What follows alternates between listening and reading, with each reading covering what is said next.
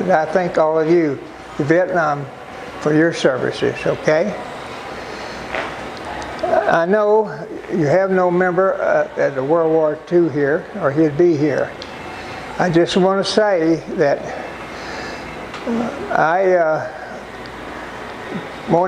nobody asked me about my history.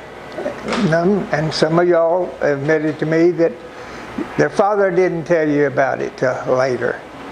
So who told me about or asked me about my experiences was 2 young children. And that was 4 years ago. So I thought, well, what do you want? They don't want, you know, that I flew 2 missions or 50 missions and got killed or got hurt. They want to know, how did I train as a bombardier navigator in World War II? Well, luckily I had some data, like books and so forth, that I'd kept, but they were stacked away, you know. I worked in Indonesia for 5 years, and my storage place was pretty heavily. I couldn't find everything. So it's taken me 4 years to get this going. So I'll brief you shortly. I was a freshman in Texas A&M in 1941 when the war broke out. Naturally, I had 2 brothers. One was 4 years older and one was 2 years older. The 4-year-old, he was a submarine radio man. And my other brother, he was a pilot in Africa and Europe, flying P-47s and one other aircraft. He was an ace. He shot down 5 to 7 planes, okay? So naturally, I wanted to be a pilot. I wanted to serve, and I wanted to be a pilot. I wanted to be a pilot on an aircraft carrier. Because my brother, he was in the Navy in the submarines, which I would never want to be, okay? And then my other brother, since he was a pilot, I still wanted to be a pilot. So I hitchhiked to Dallas back in those days, you know. Who would think back in those days hitchhiking was a safe thing today? No way. But anyway, I went to Dallas, checked out at the Navy Recruiting Center. They gave me a test and also an eye examination, physical, but I didn't pass the eye exam, so they wouldn't take me. Well, I didn't give up. I decided I'd go to the Air Force and see if they would take me at an airfield where I lived in Vernon, Texas. They gave me the exam, gave me the physical, still didn't pass the eye test. Well, I wasn't going to give up, okay? Back in those days, since my family had 2 sons in the force, I could not be accepted. They had at least a 2-year deal. So I had to wait 2 years to get going, okay? But I never gave up. And when I got to New Orleans for my basic training, I knocked on the tent door, okay? There were tents there. And I asked, could I take the test again? And they granted it, and I passed it. So now I'll tell you about the history.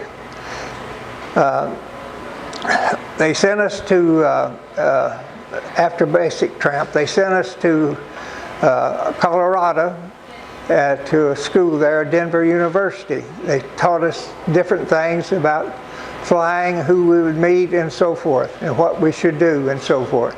Then they sent me to Las Vegas in that area to a training school to learn how to shoot a caliber 50 machine gun, tracked on ski shooting in order to learn how to lead an aircraft coming at me or something, because I would be shooting possibly at an aircraft if they came front ways. I had a 50 caliber there along with the bomb sight. So we went through all of that, and then they classified us as to whether we were going to be a pilot, a navigator, or bombardier navigator combination. So my sight, as far as pulling four-sided, you had to pull two sticks together about from here to that room back there and line them up. If you could do that, it's okay to be a pilot. I couldn't do that.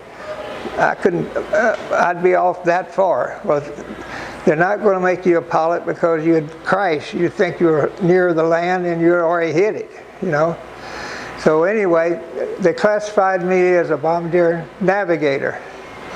So went to Carlsbad, New Mexico, and was there about 4 or 5 months learning how to use the Norden bomb sight.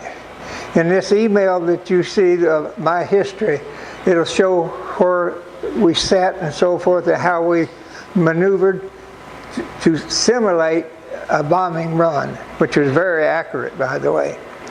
And so when that was over, they classified me, gave me a discharge as a regular guy to accept a commission, flight officer commission. Then I went to Louisiana, Shreveport, Louisiana, and met my crew members that I was going to be. And I was very lucky because my pilot was Frank Simakidis. He ended up being a double star general and helped start the Air Force in Colorado. But he knew how to fly a B-26. There was 4,000 or 5,000 people killed in the United States flying a B-26. They did not know that you had to fly it and land it at about 105 or 10 miles an hour. And when they didn't do that, they crashed. He was teaching people how to fly. But so I was lucky to be assigned to him. So after 3 months in the States, flying all over this country, practicing dropping bombs, we did drop some, but they were the dummy type. But anyway, I went overseas on November the 2nd of 1944. I was late getting there because, you know, I was delayed. So anyway, when they got to England, our bunch had gone to Paris. They had already had D-Day had already happened, and in November they were in Paris, you know, fighting. And so about a month later, I was sent over there to join them. The reason I was delayed there was because the paperwork was all fouled up, okay? And that's how it was. But anyway, when I joined them, then there was my crew. So this one I passed out gives you an idea of what happened on my first mission. We had been training there in Paris. We were based in Paris, and we'd been training secretly for about a month or so in a major battle that was coming up. And so there was about 500 planes, including the B-26 and the A-26 and the Vader, and 500 of us took off. All the bombardiers, navigators had a special target. There was 50 targets. I had to pick out my target. The others picked out their target. And different distances, so forth, determined if we had enough gas and so forth to go to that target and get back. Well, so in the first mission, we took off in February, and we got over the target. And what a bombardier navigator does is he has been trained to work the bomb sight, okay? He has to feed data into it as airspeed. He'd get the airspeed from his control panels. He'd tell his pilot to keep the plane level. And I'd tell him I'm fixing to connect the Norden bomb sight to the plane. So he keeps it level, and I connect the bomb sight. And I can turn knobs and so forth to get the crosshairs to the target. I'd fed in the airspeed, I fed in the drift, you know, fed in what the weather was looking like and so forth. And all of that is very important in the bomb sight. So anyway, we met our target, and it was my target on that mission was a railroad center, a big railroad center where Nazis were going out this way, that way, and that way. We were to destroy that as much as possible. So we hit our target, and I told the pilot, you know, let's go. The target's been hit. Let's get out of here. And he said, Morris, we can't get out of here that quick. We have been hit too bad. He said, we're going to fly to ground level above trees and so forth, because 2 Messerschmitts were in the air. The Nazis had that Messerschmitts were the fast plane, you know, that we have today, and they would have shot down everybody if they had built that plane in quantity, but they didn't. But anyway, here we were flying at treetop level, because the 2 Messerschmitts were up in the air, and it's hard for them to see us on the above ground, a treetop level. So anyway, I gave him the airfield in St. Tron, Belgium, to see if we could make it there. So sure enough, we made it, and when we landed, we got out and looked at the plane. It was just full of holes. None of us had a scratch. And we looked at the plane again, and the aileron cable going back to ailerons had 2 little strands left. So the angels were with us. We were another few minutes or seconds, it could have broken and we'd have crashed. So that ended my career as a B-26. One mission. I trained all those months to fly a B-26 and drop a bomb, and that ended right there. Well, about 10 days later, they picked us up at St. Tron, Belgium. I got the Norden bomb sight out, and we flew us back to Paris. And we found out that our targets, most of them had been hit seriously, that it had really set back the Nazis, you know. So, and also we supported the Patton's troops also. One mission we supported him. So anyway, that was my story there. But when we got back, we had no plane. But thank goodness they had new planes coming in after about 3 weeks. There were A-26s. They were a two-plane bomber like the B-26 was, but it could fly with one engine and land. It could outturn a P-47 and land with one engine.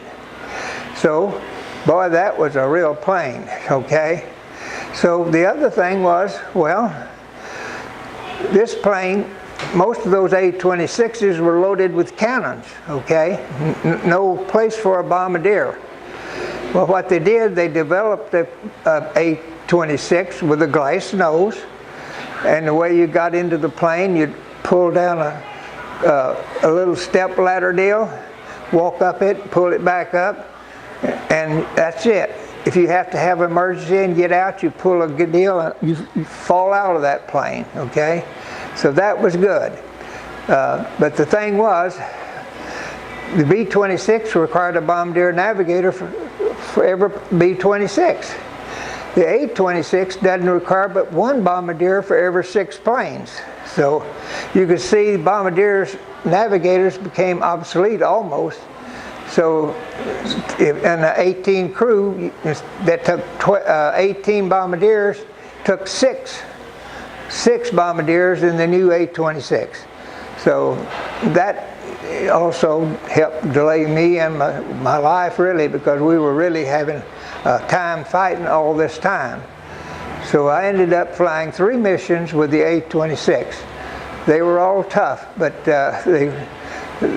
we didn't get hit as bad as that B-26 deal. So the war ended, as you know, in April of '45. Well, we had to get busy because the war in the Pacific was still going. And so we started flying low-level flying again, flying across all of Germany and Belgium, Holland and all that, getting training so that we get to the Pacific, we'd probably come over the water, you know, we'd come in low and so forth. So that happened until that we in training from April to August when the war was over in the Pacific. So that stopped our training procedure and they started moving people home. Well, the way the trips were, the first person over there gets the first ride home. The last person that's over there has to wait. Well, I was the last person, okay? So luckily, I had 3 months in Paris to go see, visit, and so forth, waiting by a ship to go home. So finally, I got home in November, and then I got a discharge in January of 45. Well, 46, I'm sorry. So anyway, this story tells these youngsters that this is how we trained and so forth. And the emphasis was that, in my opinion, was I wanted them to see how it was and so forth. And I wanted them to think about should they remember this and send this to their kids when they are born and so forth. And that's what I'm saying today is I'm a strong believer that we should have cadets training. You know, like A&M has a big corps of cadets, TCU has one, and we support money to TCU to help those cadets train and so forth. And so my message now is the reason I handed out the other thing about AUSA. It is the Army Association of the U.S. Army. They're a association that we can talk to the people and tell them how much money we should have to have. We'd back the people in Congress that made up the budget, or we request more money and help them, you know. So that is a history of what AUSA is. Now my point for you, by me handing this out, we coordinate with other positions like y'all have here, and try to help you also, give you information or ask you to come and help us out and so forth. So I thought it'd be a good idea if you had 1 or 2 members at least that joined the AUSA, if you all didn't want to do it, to give your input of Vietnam, because we have members in our course of Vietnam also. I'm the only World War II in the Dallas area that's still alive in AUSA.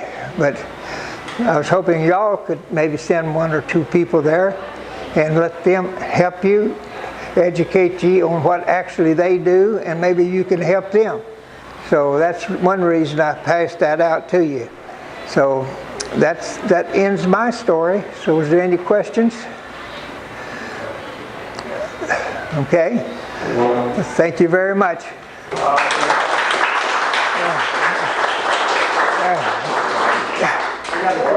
We have a question.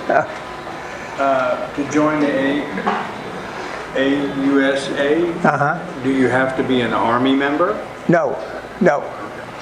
You can be a regular citizen, you know.